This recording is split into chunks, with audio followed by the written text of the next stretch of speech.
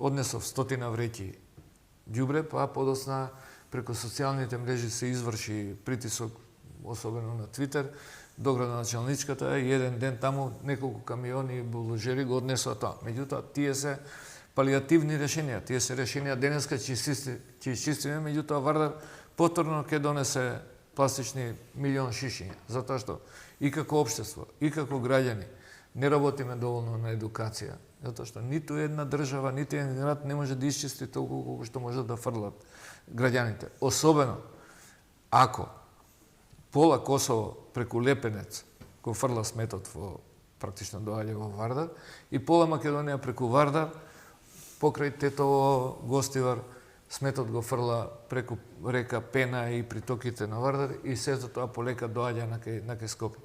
Денови имало некоја емисија, ми кажаа дека 20 англичани со некакво чамче гумено пробале да одат и се движиле по Вардар.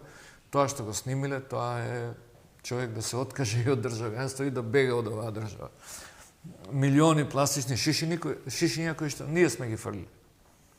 Значи, ни треба на долг рок едукација, повторно во училиштата, екологија на децата да им се покаже што значи фрлено шише, што значи фрлено парче стиропор кој што се рони подосна.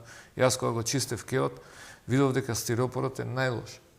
Значи, тој се разградува на оние најситни гранули, влегува во водата, во подземни води, микропластика, а ние се гордееме со нашите производи, уште ова само.